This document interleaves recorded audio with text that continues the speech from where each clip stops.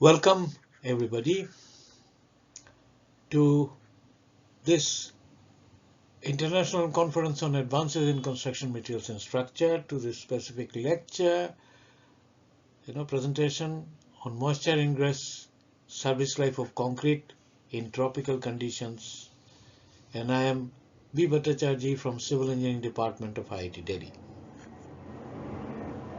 I must thank the organizer of ICC MS 2021 for inviting me for this talk.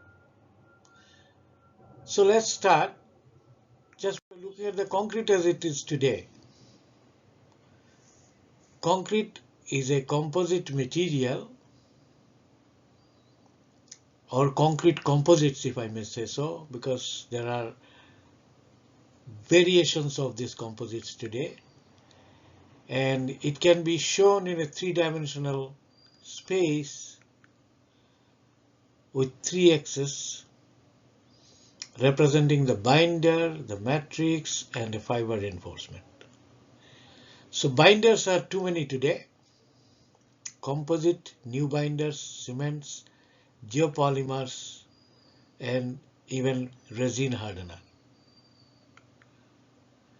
If you look at the skeleton matrix, also this can be many, like recycled aggregate, just the coarse sand below 600 micron, and so on. And there can be fiber reinforcement.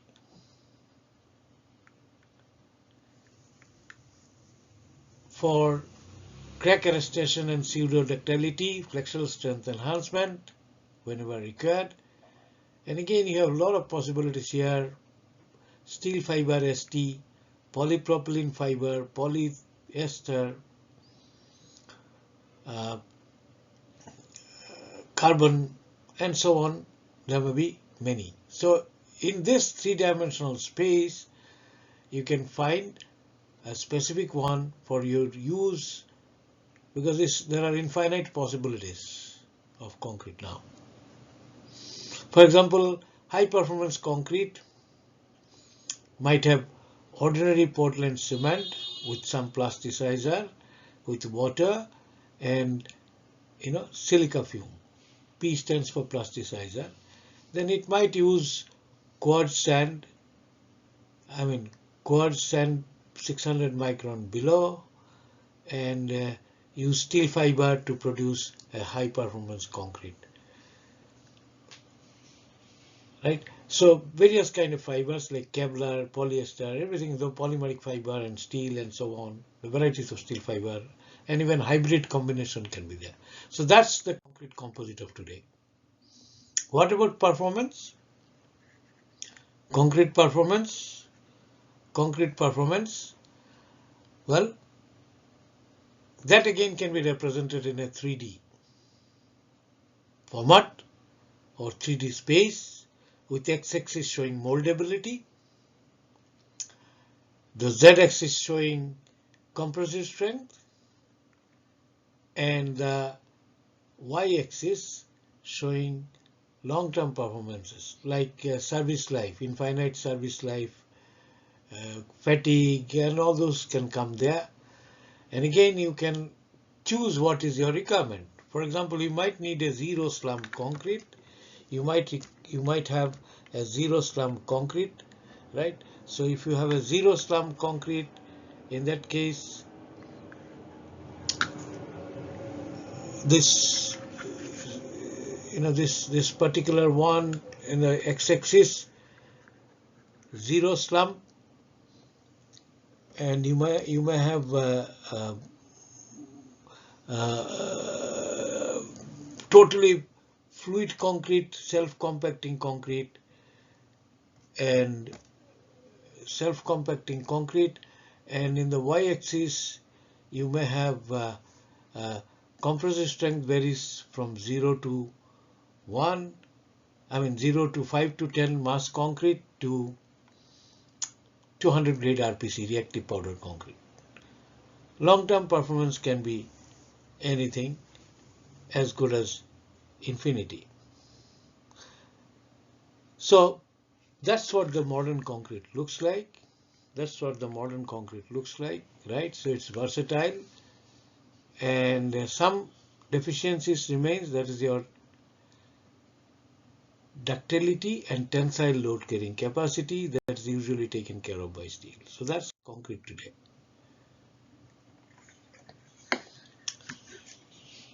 Now, coming back to design, supposing you decide to design the requirement here in terms of its moldability, service life and all that, then you design a system accordingly in the space that was described earlier. So we are looking at durability, and durability of structure, etc., is its capability to maintain a minimum performance level over specified time when exposed to some kind of degradation environment.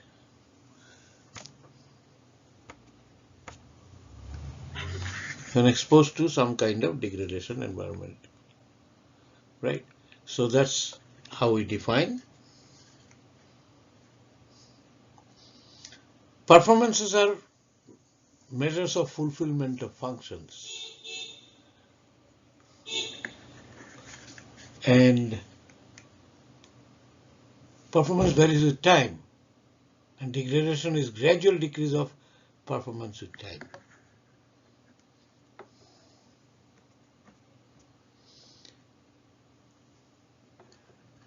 So, following, one thing we must understand that the concrete. One thing we must understand is that concrete is a man-made material produced at the expense of energy, and therefore you have given some energy to it. And when you raise this to a higher level of potential by giving energy, it will have a tendency to come down. So initial state, as you have made, then it will have a tendency to come down with time. So that's kinetics of, tendency, you increase potential difference, then tendency of chemically reacting and deteriorating, that will always be there.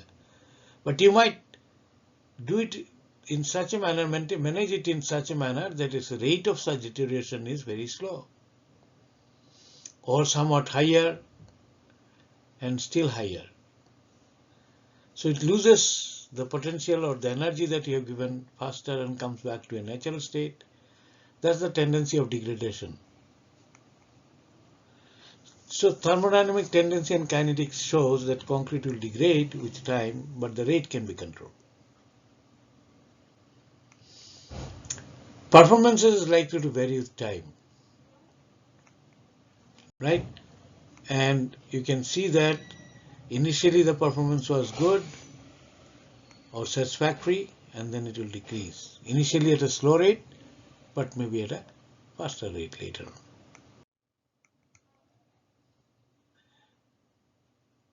Well, you can quantify this durability because, as I said, it's not maintenance free, produced with the expense of energy, so it degrades with time. And then you can define something called service life with respect to a serviceability limit as it degrades, after which it is not acceptable, and that's what we call as service life, usually with respect to elements. So it's degradation specific. For example, appearance of first crack, some chemical reaching above detrimental value or threshold value at the rebar level, and so on. So this is how we define. So durability is quantified through service life.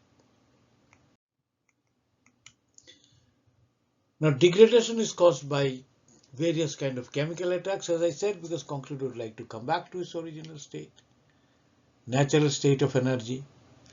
So it can be attacked by sulfate, steata, alkali aggregate reaction, etc. from the environment.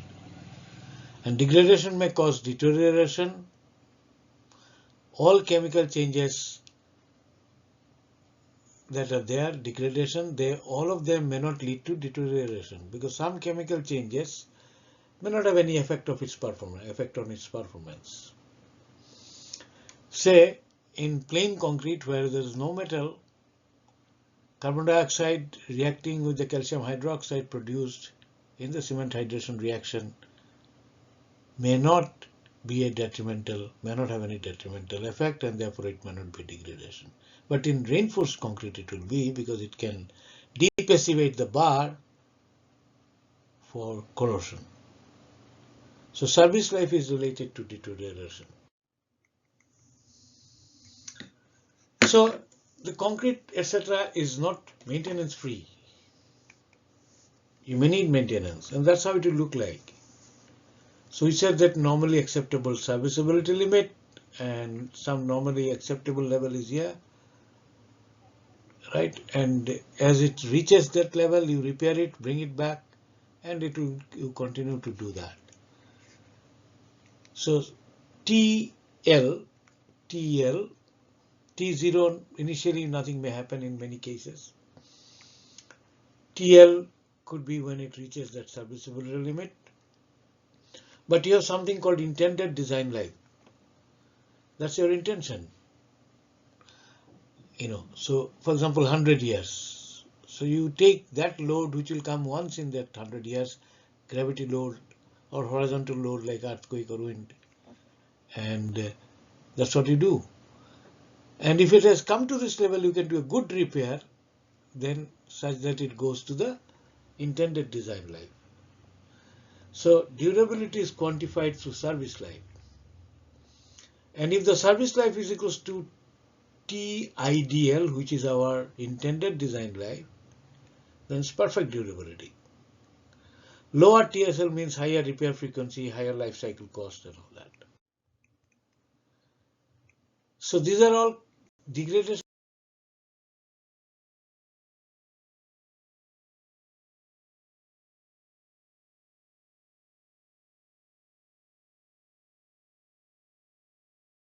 are all chemical processes. Degradations are all chemical processes.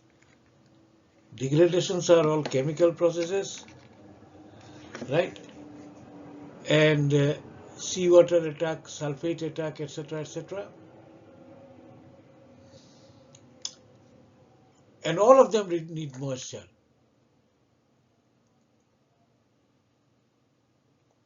Or oxygen, or both, or some other agent causing degradation.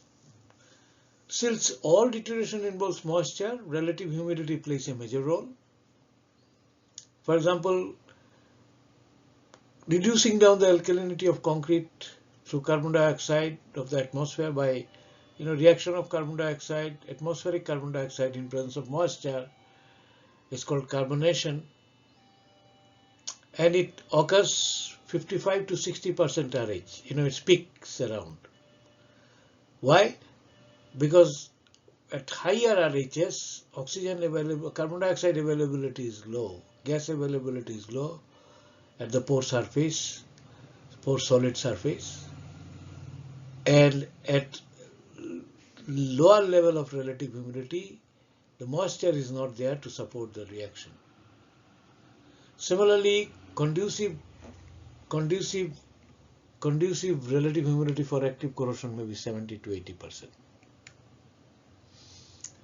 Since all deterioration involves moisture, quantification of service life requires modeling of moisture and gas. And that's what we are discussing. So causes of serviceability failure of RC structure we have already talked about, and corrosion of steel rebar embedded in concrete, slightly extended than what I said earlier, is 60 to 90% RH. And corrosion of steel induced by carbonation and chloride attack generally. So carbonation occurs, say again slightly extended, 50 to 70% RH. Chloride transport also occurs through medium of water if it is coming from outside. Water plays an active role in the evolution of degradation process in concrete. Therefore, understanding and modeling moisture transport in concrete is necessary for service life. What are the sources of moisture? For exposed concrete, the source is the atmospheric humidity and rain penetration. Marine condition may bring in chloride along with moisture, and relatively dry location would have less risk of deterioration because moisture induced most of them are. Therefore, zones for service life prediction should be defined with respect to precipitation, climate and climatic condition, marine exposure, and so on. The guidelines of tropical latitudes like India, let us say, Middle East, Africa, shall be specific to the local climatic location. Now, wetting and drying occurs, and that brings in moisture. All the time it is, if it is submerged, then you will not have deterioration much. For example, carbonation may not occur because there is no availability of air, carbon dioxide. Corrosion may not occur, oxygen availability very little because dissolved oxygen is much less. So normally most of them require both water and many places water and oxygen or air.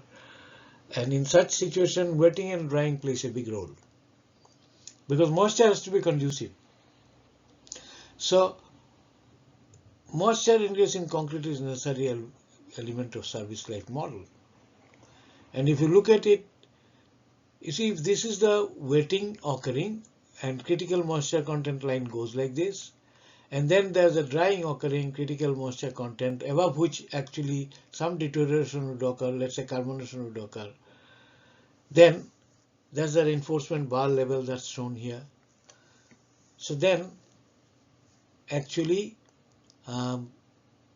carbonation front will only progress when you have a conducive moisture condition. After that it will not. So it's actually a kind of periodic situation. This is except for concrete continuously submerged in water, wetting and drying governs progression of deterioration. For example, you can talk in terms of a least value or threshold value, lower limit of moisture or degree of saturation. And while wetting is occurring from dry condition, as it goes up, this is the position, this is when it goes up. This is, upper limit is here within which, for example, 70 and 90% relative humidity I have mentioned. This might correspond to 70% relative humidity. This might correspond to 90% humidity, relative humidity, degree of saturation corresponding to those.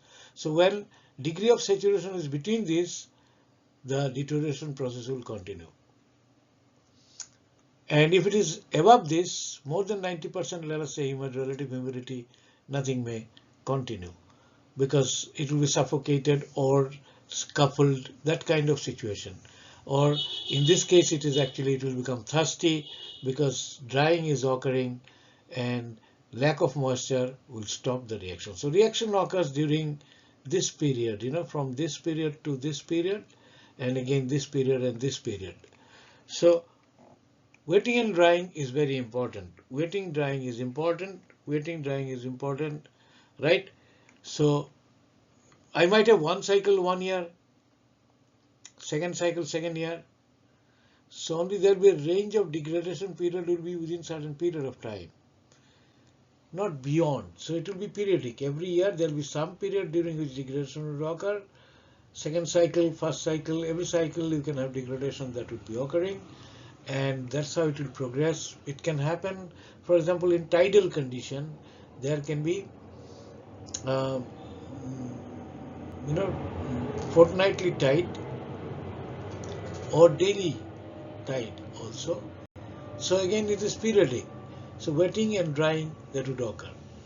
So looking at this is very, very important. Climatic condition is very, very important. Now, if I look at precipitation data in India,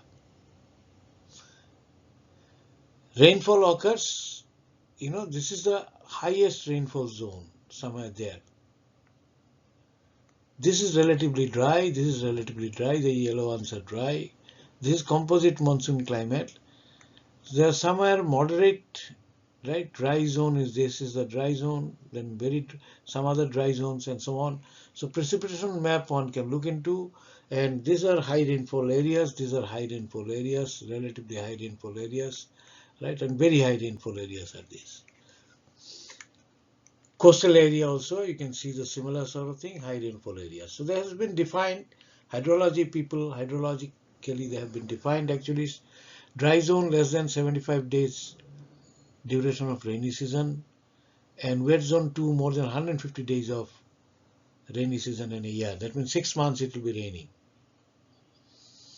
And less than 5 millimeter per day, and this is exceeds 10 millimeter per day and so on. So precipitation map one can look into of India or any other location one can look into and find out where rainfall is maximum. Similarly, if you look at climatic zone, that has got a link, because when there is precipitation, humidity goes high up. When there is rainfall, humidity goes high up. And this is the climatic zone of India. This is called desert climate, hot dry climate. This is composite monsoon. This is warm humid climate, and this cold climate. So there are 5 zones now. And then when I'm looking at durability, I must superimpose a zone, marine zone, because we have about 7,000 kilometers of marine length or sea coast, and therefore that's vulnerable to, very much vulnerable to river corrosion, many seawater attack and all those. So chloride induced corrosion is most important here. So if you see, the characteristics are also given. Hot, dry, temperature is above 30, relative humidity is below 55, but warm and humid above 55. So the carbonation and such thing will vary depending upon, will occur depending upon that.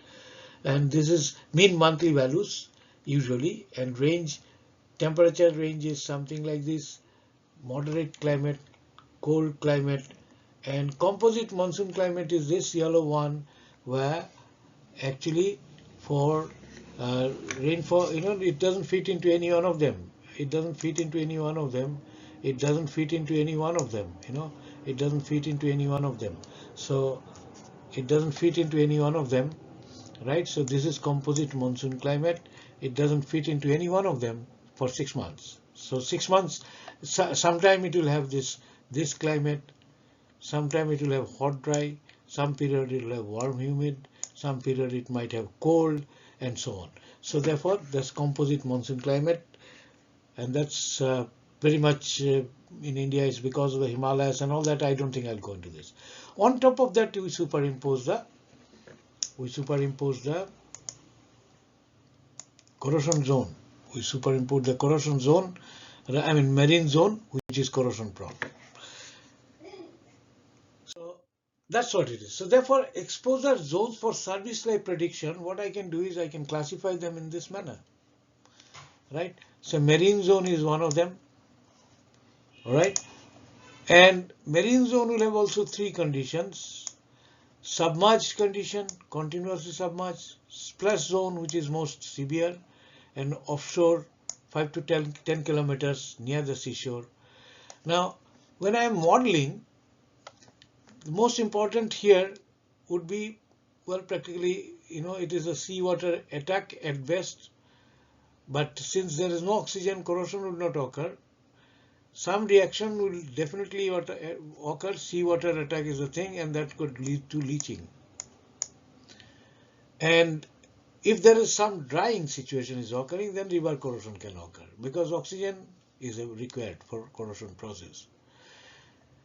So it could be, boundary conditions could be, if I am modeling with the equation of chloride diffusion, sudden exposure to a constant chloride concentration, that would be valid here, because you have put it into the submerged condition and that chloride will remain. Whereas if you look at splash zone, chloride diffusion and solution ingress, so it's unsaturated concrete chloride ingress, And also seawater attack and leaching can follow, and river corrosion can follow, because there will be sometimes splash zone is where wave comes and hits, and you'll have periodic boundary condition because tides are periodic. Periodic wetting and drying can occur, right? And there can be velocity flux and all that. So one can actually write the boundary conditions, equations, and then boundary condition accordingly. Onshore, there's the marine zone 3, will have chloride accumulation at the surface followed by ingress with rainwater. So boundary condition can be again written in this manner, and it is wind driven rain induced velocity flux, wetting and drying. That would be the thing. Now we come to non-marine zone. In that case, we have seen that we looked at hot, dry desert climate, and we had moisture ingress, induced carbonation, corrosion of rebar, or any other deterioration. But then the period of such deterioration will be low. So modeling for moisture would be wind-driven rain induced velocity flux. We'll see that equation, so it will be clear. And wetting and drying, right? There could be period of wetting and drying even in case of partially submerged structures there. Warm humid, same. And obviously the duration during which cycle time would be more. Every year more number of days will be available for corrosion or any other deterioration to occur. Composite monsoon, same. You can see that similar sort of thing, moisture ingress induced carbonation, corrosion of rebar, or any other deterioration. Boundary conditions are also similar, wind-driven rain, except that number of days will be different in these three. And where you've got a very high precipitation zone, then moisture induced same thing, but the longer period of this would occur. So therefore, you can look into this Indian scenario, possible zones. So what I'm saying is marine zone 1, 2, 3, they're marked as black line. Boundaries are also black. Non-marine zone dry 1, that is black boundary with red inside, black boundary with red inside. This is the one we are talking of. This is the one we are talking of. This is the one we are talking of. This is the one we are talking of. This is the one we are talking of, right? And then that's dry. So less number of period of wetting and drying. The conducive period for any deterioration will be less. Non-marine, warm, humid, that is this portion, majority of this portion, right? So this portion, majority of this portion, non-marine, warm, humid. Here the duration will be longer. Boundary conditions are similar. Non-marine, moderate, the yellow one we have seen. And very high precipitation, there are very few cases. And the length, duration during which deterioration occurs is very high. Now you see when we superimpose this kind of a zone with the corrosion map of India, which has been independently found out by corrosion bare steel corrosion, and we find that somehow or other there's a matching. The black coastal line, they find it very vulnerable to corrosion, right? And extremely severe corrosion is near this place. This is a place where extremely severe corrosion is occurring. And then severe corrosion is somewhere there, a lot of rainfall. Moderate is majority of the places and very little in those dry areas. Let's see some other place like Saudi Arabia. And if you see their classification of the climate, again, mostly hot, dry, maritime desert subzone, that is the blue. So there's a sea, but it's desert-like. So the desert climate is modified by the sea, so you have relative humidity high, temperature is also high, etc., etc., and that's pretty aggressive environment for any kind of concrete structure or any structure for that matter. There's a subzone, yellow one, okay, and then this is cold dry with desert subzone, so it's desert-like but cold dry, and hot dry with desert subzone is somewhere there, and subtropical with Mediterranean subzone is somewhere there. Empty quarter, of course, that's one there. I really don't know what this is. And if I look at the temperature and relative humidity of Riyadh, the capital of Saudi Arabia, this is maximum temperature goes to 40. It will be similar to Delhi, or maybe somewhere, not Delhi, but somewhere in the Rajasthan desert. But they have a precipitation around this, much less, not like Delhi, sorry. It's the hot, dry desert climate, almost close to that. And this average temperature, this is the minimum temperature monthly, and this one is the relative humidity. So you can see the relative humidity variation is only about 40%, because temperature, sorry, this is the relative humidity is this side, so still about 50%, not much, and 50% to 50%. So in our desert climate, Indian scenario is also similar kind, right? They have small precipitation here, so it's like hot, dry desert climatic scenario, and therefore coming back to what I was saying, in this sort of thing also there will be periodic. For example, this is for Jeddah, right?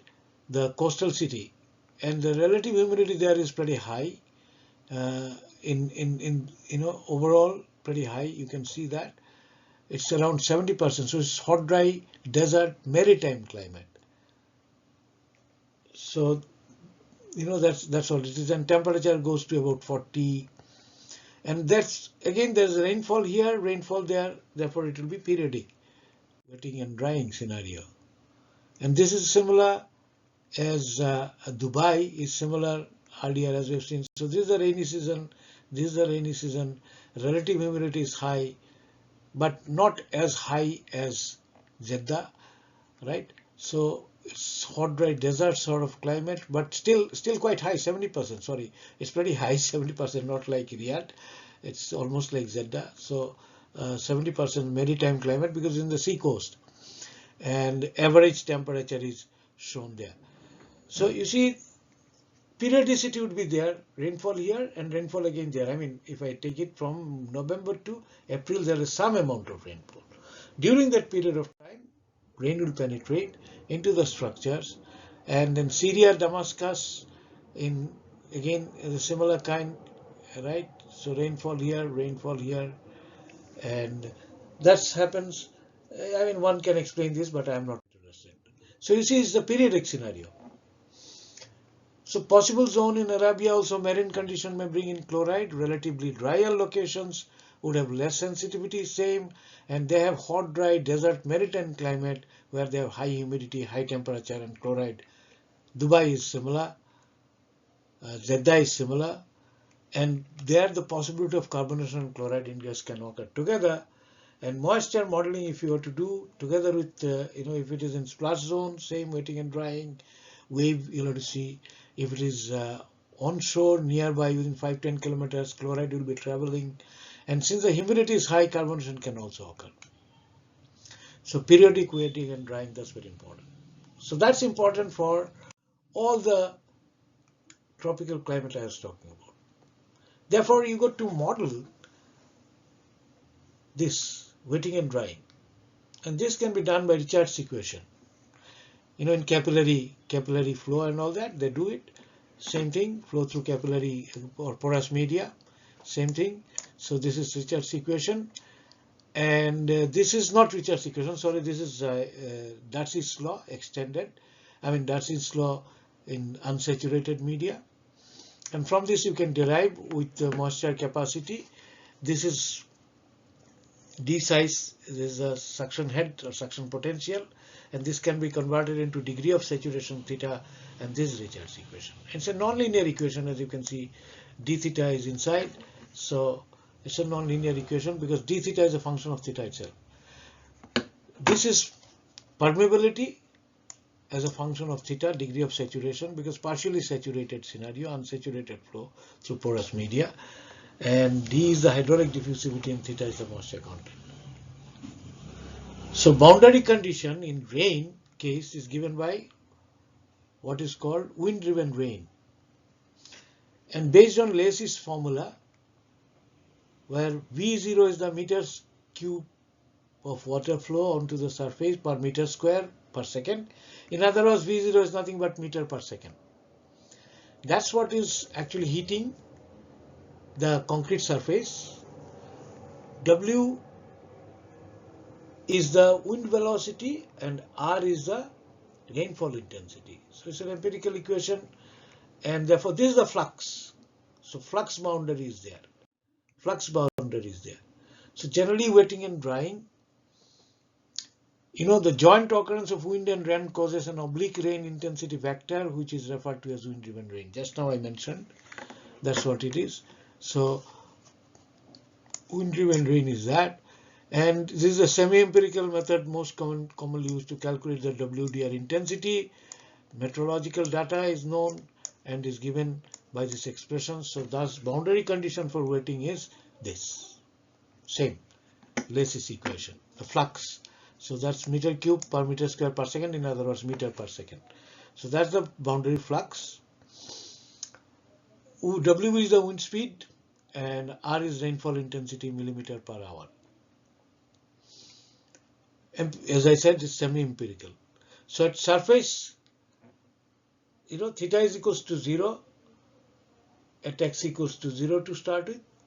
And this is the WDR intensity, which is wind driven rain, right? So you have got actually rainfall intensity plus the wind velocity is there, and that gives us WDR intensity. Now this is wetting and drying cycle which I mentioned. So rainy season, this is the rainy season shown, and degradation might occur as long as my moisture level is higher than that, right, between this zone. But it may not occur if it has gone beyond this zone. It may not occur. So depending upon the situation, so zone of conducive for reaction is somewhere here. If the moisture is more than that, it may not occur. Moisture is less than that, it may not occur. So therefore, we can find out the degradation, actual degradation period based on this. From this, we can find out. Right? So this would be something like this part when it has crossed the threshold, and again this part, sum total of this two.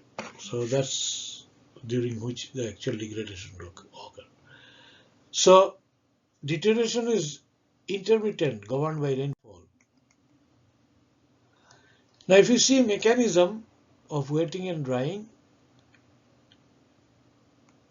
drying is due to ambient temperature and relative humidity. They are the boundary condition. In case of wetting, WDR was a flux boundary, but there's some catch there.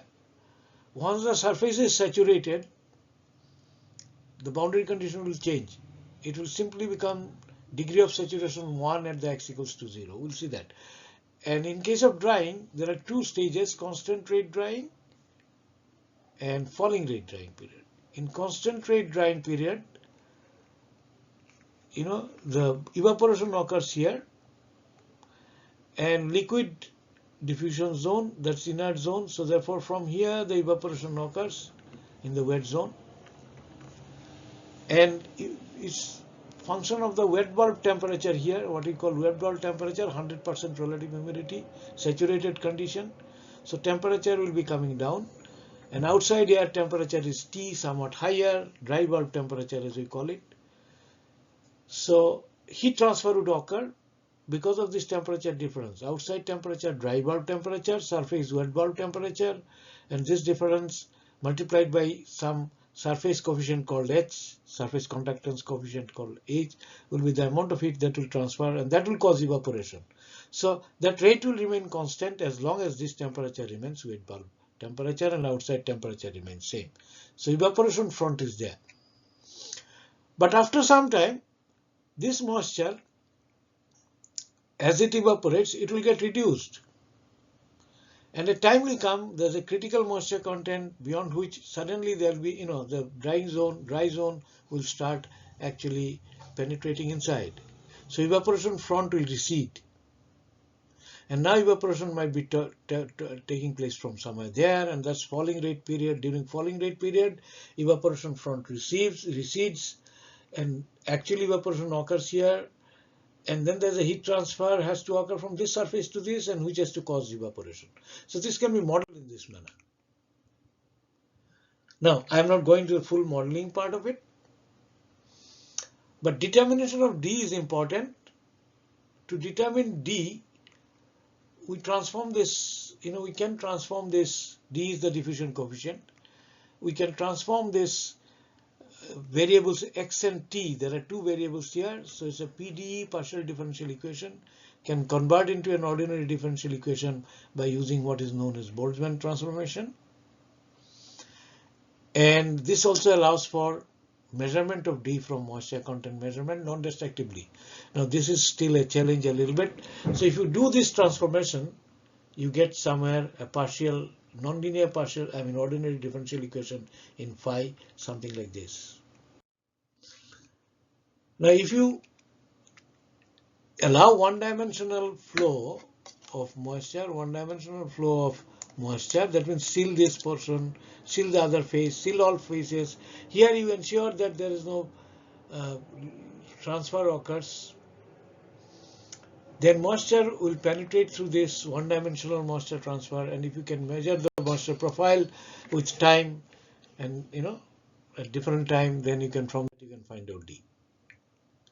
Well, we can something like this, but then we did with crude moisture meter. Today one can use NMR and possibly get this better. We tried with electrical methods; they are somewhat okay, but NMR possibly opens up. So there is kind of a lot of work possible in this area to determine the hydraulic diffusivity, as we call it. And once you transform and find out the moisture profile, plot theta versus phi, because now theta is a function of phi, only one variable, it comes out something like this. So at x equals to 0, phi is equals to 0, at t equals to 0 also phi is equals to 0. Right? And because xt to the power minus half, and phi is equals to infinity, at x equals to infinity, phi is equals to infinity. At t equals to 0, phi is equals to infinity again.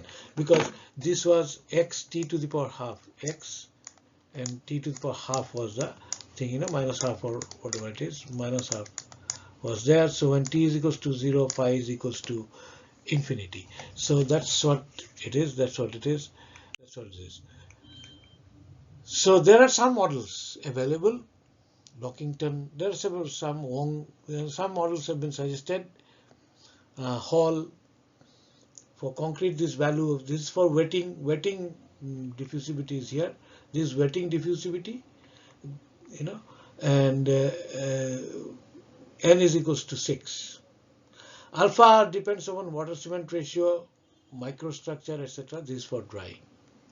So saturated D and multiplied by this. So there are some models available on this, but it is to be seen. We tried out with pore size distribution, but experimental validation of this kind of thing still is to be done, because as I said, measuring moisture profile with time non-destructively, of course the method, as I said, only currently successful method seems to be NMR, but we did something theoretically.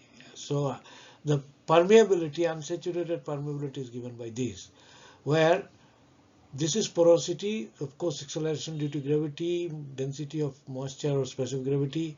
This is the median pore size, this is the dispersion coefficient, m is a constant and r is the radius, right? So sum over the many radius, one can, this viscosity, this tortuosity, all this comes into picture, and you can have expression of this kind, giving us diffusion coefficient as well, right?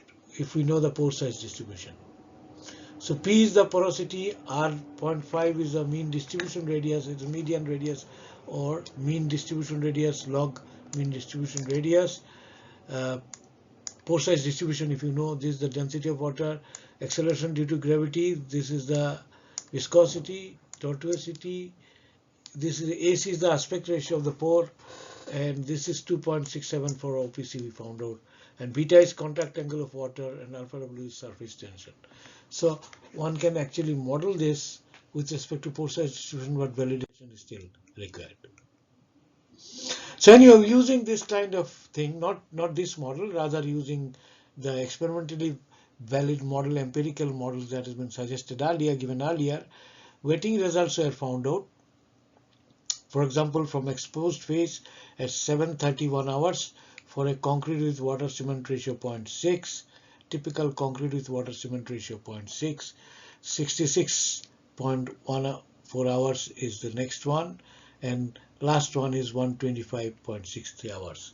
That's the moisture profile. Degree of saturation at the surface is 1, and this relative moisture content or degree of saturation, and at this distance from the exposed phase in meter, the moisture penetrates up to this. And similarly for 0.4 water cement ratio, it is something like this. 0.4 water cement ratio is something like this. So wetting results are something like this. Now, pore size distribution can be generalized using a complementary saturation curve in terms of this is the volume of the pores, this is the porosity, this is median radius or mean distribution radius, and this is at R.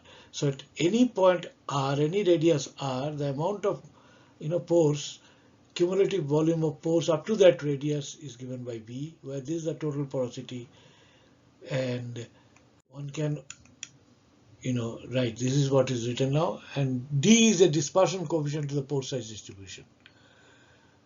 So they look something like this ideally, and hydration process, if you have two cement particles separated by some distance, the outer product is this is the outer products. So inner product is this after hydration, CHS, gel, etc., etc. As the more hydration occurs, they will come, at setting, of course, simply the touch get solidification take place. As they harden, more volume of this hydration product will come, and they will actually reduce down the this vacant space which was water filled, and this is unhydrated product, and still at any level you'll have some space remaining in between, which is nothing but the pore radius, because if there's an intrusion porosimetry, water intrusion, marker intrusion, whatever it is, then this is what it would recognize. The distance between this hydration product, that would approximate, one can say that that's equals to diameter of the pore, or size of the pore would be this, the space. So one can, on this basis, one can actually model this geometrically. Less water means less space to fill, and less capillary pores, lower R, lower WC, etc. Now this is my outer product, as we call it, of hydration, and from this side also outer product will come and they will touch each other, right? And that's how the capillary pores reduce. So using these concepts, and this is of course Power's model for capillary porosity, gel porosity, and total porosity, and then R capillary, using the previous concept explained in the previous slide, I can find out in this manner, which is this is empirical. Similar equations were given earlier also, and by others, and we found out this equation suits pretty well from our own data which we are using, and you can see that capillary porosity is a function of time, because degree of hydration comes into picture into this equation, somewhere in the in between.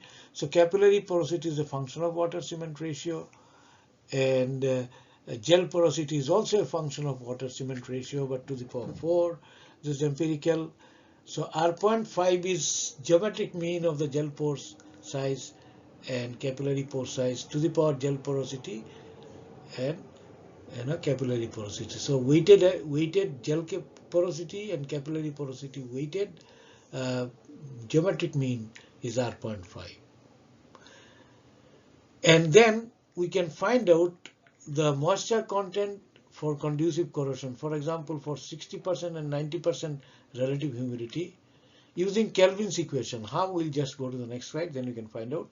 So upper limit with respect to 90% relative humidity and lower limit with respect to 60% relative humidity. So for water cement ratio 0.6, this is the degree of saturation at which this will correspond to 60% relative humidity, this will correspond to 90% relative humidity, and so on, right? So lower limit and upper limit corresponds to this 2 degrees of relative humidity percentages, and this is the degrees of saturation. Lower limit is 0.141 20 degree if you consider the outside temperature is constant at 20, and if you consider outside temperature constant at 40.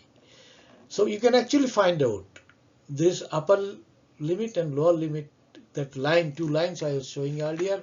I showed 2 lines earlier in the previous, somewhere in the previous equation, between which actually reaction is conducive zone for reaction in terms of moisture content one can find out.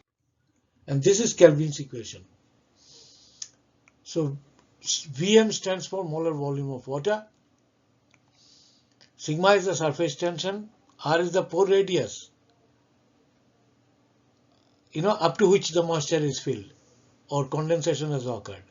R is the universal gas constant. RH is the relative humidity. This can be derived actually, the work done, because vapor gets converted into liquid or vice versa, whichever it is. I mean, vapor, pore at which they are at equilibrium. So one can find out derived from the work done, right? Because vapor, there is a gas. So the ideal gas law comes into picture, and the PV, etc., comes into picture, and then your surface tension is nothing but surface energy per unit area. So work done can be equated, and then you can derive this. So this R, K, kth radius at which actually condensation occur, that you can find out, or for a given RK, the amount of degree of saturation you can find out from pore size distribution curve, because dV is a cumulative V I talked about earlier in the case of pore size distribution curve. So dV dr R1 to R2 gives you the amount of moisture present up to that pore size of R2. So that is, R1 is a minimum pore size, which will not be 0, but there will be some value, and one can find out the degree of saturation with respect to specific pore size. So therefore, using this and solving wetting and drying equation, one can find out what is the number of days one would require. I mean, one would find for a particular climatic zone. Now here, of course, in order to do that, I need some data, design data. So for example, mean, duration of wet spell from the meteorological data that's available with Indian Meteorological Department we took, comes out to be 19.3 hours. Their range is 17.78, standard deviation is 6.4, and 95th percentile. So 95% of the time rainfall will be less than 22.62 the wetting period, and for various cities in different climatic zone we could find out this. So this is what is. But then you need wind-driven rain. One is a time of the rainfall, that is the flux, but then that will continue for how long? So Q, the flux will continue. That you have to find out from WDR, wind-driven rain, and it has got 2 components. One is a rainfall duration. I mean, it has got wind velocity and intensity, and it's also we have seen that rainfall duration is kind of statistical variation is something like this, and therefore the minimum and maximum values, mean, etc., which I just showed earlier is there. And this is average rainfall intensity versus the density, probability density, what one could find out how it varies, and WDR one can find out how it varies, the frequency diagram, the histogram plot for the frequency diagram one can find out, so that you can find out design condition. So using this design condition, right, we could find the wetting period for a concrete with 0.6 water cement ratio for low intensity rain, because it would vary statistically, it will vary. So least intensity, higher intensity we assume two cases, and then distance up to which the moisture would penetrate, right? For different cities that we could find out, the dotted line shows, for example, this is Jodhpur, dark line, which is a desert climate. Madras is Chennai, but then meteorological data still records it as a Madras, because recording Air Force Station, wherever they do it, it must be still recorded from the good old days. So that's why you find the Madras name appearing here. Actually, it is Chennai. And the next line is here, Bengaluru. Again, you find Bangalore, which is dotted line somewhere there. And Kodaikanal is one place where rainfall is pretty high. And it's somewhere there. And New Delhi is somewhere there. So therefore, New Delhi is Jodhpur, then New Delhi is somewhere there, composite monsoon climate. So the distance up to which the rain penetrates during this high intensity or low intensity rain, one could find out depending upon different cities or climatic condition, right? And moisture content one can find out, and this is for 4 water cement ratio, this is for 6, this was for 6 water cement ratio. How does it differ? The D differs. D would differ, hydraulic diffusivity will differ, and therefore one can find out accordingly for different water cement ratio. What about drying? Well, drying, actually this is the profile after wetting, then moisture starts getting distributed. And for 0.6 water cement ratio, if you expose to 20 degree and 60 degree, you find from the distance the moisture now tending to become something like this.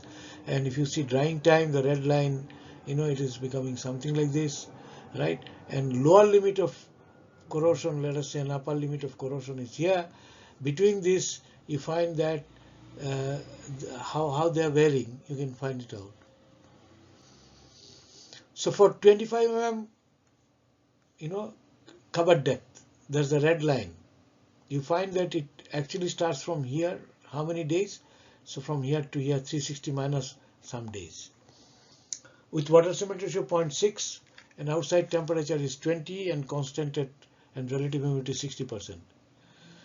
You do same thing with 4 water cement ratio and you get, because diffusivity will change, and therefore this is the conducive zone for corrosion to occur, 70% and 90% relative humidity, and corresponding reduced moisture content is somewhere there from Kelvin's equation. And you find that at 25 mm, the moisture condition remains conducive for a short period of time, but no one is actually entering here, none is entering here. While in this one, you find the lower limit is somewhere there, upper limit is somewhere there, and almost all distances, even at 100 mm from the surface, you find there are sufficient number of days when corrosion can occur if it has got dissipated. So spreads occur during drying. That's what we have seen from this modeling, and this way we could find out the number of days, conducive days for moisture condition. Cover depths or depth at various depth at 20 degree and 60 degree, 0.6, 0.5, 0.4. And interestingly, when your water cement ratio is 0.4, 50 mm you don't find any moisture, 70, 100 you don't find any. At 20 degree, at 40 degree also, but here the penetration is somewhat more. Up at 25 mm, this is 21 days corrosion can occur. Look at Kodaikanal, this value should change because the rainfall is changed there. Jodhpur, and you come to Delhi, Madras, Chennai, you find 303 days and 144 days, and therefore days of corrosion, conducive corrosion condition, you can find out from various cities when their rainfall data is known. And this is what we did, collecting meteorological data from various stations in India. For Delhi, for example, we have for 40 and 60%, these are the number of days. But if you have 20% outside, but this is actually varying. We took constant for our simple understanding purpose, but somebody doing real modeling may have to do it varying, because this will also vary. So this is how we can find out the number of conducive days for corrosion in hot dry climate or any other climate, and you find that hot dry climate means Jodhpur I am talking of. Number of days for corrosion with 0.4 water cement ratio, it is somewhere here, it's less than 40 actually, and with 0.5 water cement ratio it will be 80 days, and if it is 0.6 water cement ratio, it's actually pretty high, you'll find more than 250 days. So you can decide on your water cement ratio and cover depth how many days corrosion would occur. Actually, if it is dissipated due to something which is a separate modeling, and you can work out, and actually you can find out the service life based on this. Now, you see the corrosion people, the metallic corrosion people, they actually express the corrosion rate as kT to the power n based on they call dose response factor. So above 0.25 is this blue colored. So if you know the corrosion rate which can be given, something similar for concrete RCC also, you can actually find out when the cracks will come, or so what is the service life, that is the appearance of first corrosion cracks. Right? So this is the kind of formula that is there. And you know corrosion number of days, if I want to find out, then corrosion is this process which is electrochemical, but I think I will not explain this too much here. Only thing we know that there can be red rust formation, and the density of the relative volume of the corrosion product is high because density is low. So that is basically red rust, I mean written in a slightly different manner, right? FeOH2 3H2O, and their density relative volume is very high, therefore they expand and cause cracking. So this is the model you see. This is originally porous concrete and the steel, and then corrosion products just accumulates there, and then further corrosion occurs, it exerts pressure and there is a crack. This can be modeled again. I'm just touching this detail, I'm not talking about. The only problem associated with this kind of models are validating those models with real life data doesn't exist. Only 4 years laboratory data was available for validation. But anyway, they do that, although I am not presenting here. So early days people took thick and thin cylinder and averaged it off, but currently FEM model can be done. And properties required are E, modulus of elasticity of concrete, cover depth, tensile strength, rebar diameter, cover to diameter ratio, rate of corrosion, etc. So you can find out penetration, which I just showed earlier. So actually this is how this occurs. The corrosion product has come, it exerts pressure, and finally the cracking occurs. So this can be done, thick cylinder and thin cylinder people did. So smeared crack approach we have adopted, and compressive strength behavior of concrete and tensile behavior of concrete, these are required, and failure ratios, etc., we have taken. So this is the compressive behavior of concrete. We use Dominic et al.'s model, where FC is the compressive stress divided by cylinder strength. Cylinder strength. What we are calling is maximum stress. There's a cylinder strength. Beta is a material parameter given by this, and this is a strain parameter, strain corresponding to maximum stress, and concrete. So concrete stress strain diagram is this. Then tensile behavior from CEB FIP model code one can get, right? So this is 1.5T or 0.15T, and this is a kind of simplified model that is there for tensile behavior. Then you take the various smeared crack model, take ratio of ultimate to biaxial compressive stress. This is all we took from literature, and ratio of magnitude of principal component of plastic strain at ultimate stress in biaxial compression to the plastic strain in ultimate stress in uniaxial is given by this 1.28, and these values we have taken from literature. Then did a finite element modeling, 8 noded 2D elements around the rebar, right, to find out the stress. So this is the meshing pattern for middle bar, This is the corner bar, and this is the meshes. And plane strain condition we assume. Well, there are other ways also you can, depending upon it seems to be suiting best. And using this finite element analysis, one can find out the time of cracking. Now, two different approaches: uniform pressure through the periphery or uniform radial displacement through periphery. So these two, one of the assumptions you have to make. So using nonlinear approach, incremental iterative solution procedure is adopted.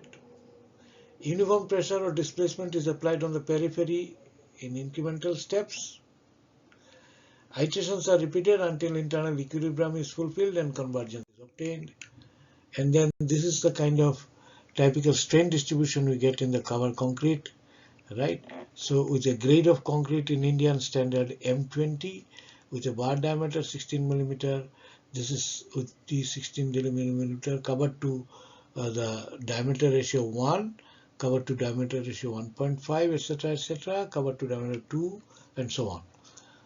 So one can find out the strain and the time critical pressure required for concrete cover to crack. One can find out, right, when the strain exceeds the failure criteria is used, appropriate failure criteria, and there's a time required for this, the strain to exceed a given value, or more columns criteria or any other criteria one can use, but I think we use the strain criteria. And for different river diameters, the critical pressure required for concrete cover cracking we found out. And when critical pressure increases with C/D ratio, concrete strength doesn't depend significantly on river diameter apparently, it seemed. And these are the values one could get for various grades of concrete. As I said, the critical pressure, as your grade of concrete increases, obviously this pressure increases. And cover depth, as it increases, obviously, bar diameter is constant 16. So cover depth is increasing here. And as the cover depth increases, this pressure required increases. So that's what it is for corner bar and central bar. And critical radial displacement required for cover cracking, that's what I said, the displacement one can find out, and that we found out. And increases with C/D ratio and concrete strength. So how do you find out this pressure? You have to go to Faraday's law. So volume of rust can be found out if the penetration is delta R. This is the volume of the rust. Pi r square original diameter, this is the reduced diameter, this is the density of steel, this is the density of rust, plus multiplied by a factor alpha, right, related to the nature of the rust, whether it's uniform or otherwise, and this is the amount of steel remaining. So total volume must be conserved. So that's delta V is the volume of the rust, and this one can do a little bit of algebra and find out delta R, right? Delta R from this equation, original bar diameter is known. If delta V is known, how much is the volume of the rust? So in case of uniform displacement, of course, this becomes simple, but if the displacement is something like this, then you have to find out using those. So basically Faraday's law is applied because mass of the total rust product we can find out if we know the corrosion rate, that is in terms of current density, corrosion current density. So it is MIT over ZF. M is the molecular weight for steel. Z is 2. If it is Fe2, Fe++ is occurring, right? And I is the intensity of corrosion current density. F is Faraday's constant. T is the time for which corrosion is occurring. So WST one can find out, and this must be equals to, the mass of the steel, mass of the steel is this, and correspondingly mass of the rust will be this much. Now, if there is, so steel plus porous, if there is some porosity created, that's what we will be getting, right? So this is the mass law, this is the mass of the steel, and this much loss to occur depending upon corrosion intensity of corrosion or corrosion current density. That's the mass loss that has occurred. So if I know I, corrosion current density, this I can find out and assume this, how much is the porosity, there will be, so you can find out delta V and delta R, you can find out. So this is some more modeling you can go. So moisture ingress leads to corrosion modeling and corrosion service life with respect to corrosion. The last part of my talk is related to a little bit of chloride ingress in concrete in tropical conditions. Normally subtropical they use a lot of de-icing salts where there is snowfall. In countries like India or Middle East, we don't use de-icing salts. And people have been modeling it with fixed diffusion equation. Concentration gradient, this is chloride concentration. And then you can actually write, mass balance equation, and the equation turns out to be something like this, similar to Richard's equation. Now, if DCl you assume constant with the chloride concentration, then you can write it like this. So it's a linear diffusion equation, one people have been using for chloride ingress. And the solution of the fixed flow for a specific boundary condition is very popular, apparently. That is, suddenly if you, infinite, semi-infinite medium, if it is suddenly subjected to a particular chloride concentration at one of its surface, then the chloride penetration is governed by, in saturated concrete, because in saturated concrete only diffusion will be valid. In unsaturated concrete, diffusion is not valid. There's advection also. We'll see that equation a little bit later. So often this is what is used. And again, the same Boltzmann transformation can be used, and solution to this can be found out for the boundary condition that T less than 0, everywhere the concentration of chloride is C0. T greater than 0, at x equals to 0, at all time Cs is constant. That means at the surface, concentration is constant. And at infinite distance, concentration is still the C0, that initial condition that we had. Now, if this is the case, then the solution is available from heat diffusion, heat transfers already. For linear heat transfer, this solution is available in terms of what is known as error function. Using this, I am not going to the derivation of this, and this is the error function solution. At any distance x from the concentration, at any distance x from the surface where chloride suddenly has been raised to Cs value at any time is given by this, and this is called error function, Gauss's error function, right? And I think it is defined something like this, e to the power minus u squared du. So improper integral, etc., etc. So its values are known, and complementary error function is given by 1 minus ERFY, right? So based on this, for the solutions, one can obtain this solution, and approximate solution also is like this. So one can get, and if this value of chloride reaches what is called threshold value, then service life with respect to chloride has been reached. Threshold value means above which corrosion can occur. This itself is, of course, a question. What is the threshold value? There have been various, but then some acceptance level has come onto this as well.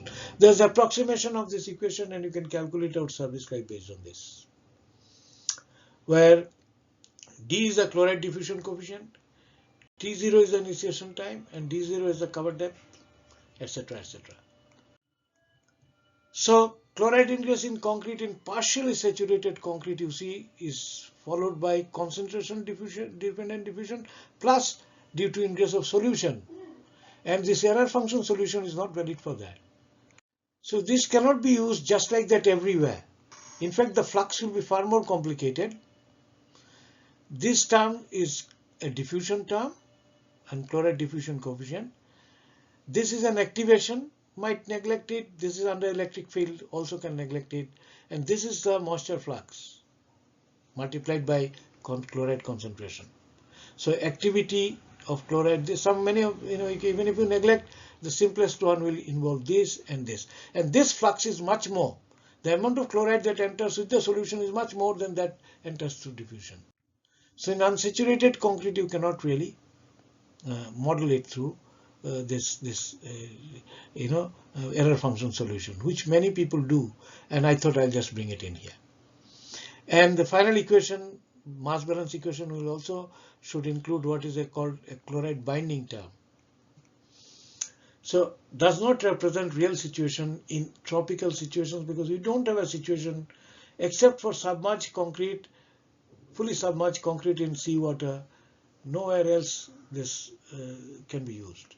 Error function solution can be used because it's unsaturated concrete, and equation is far more complex than simple diffusion equation. This advection is a major term. The last point I want to make it is just one more or 2 more minutes because I have nearly finished 1 hour 15 minutes. Measurement of this D. People have been using migration tests like under electric field, or some have been using immersion. So this is for example immersion test results. If I fit curve, I get one source of result, and when I fit curve to all the results, many results which are available in literature, I find that the equations are quite different. They are not same by two methods. So if you look at this, there are many literature, Wang. So there's a scope of working in this as well. That's why I brought in.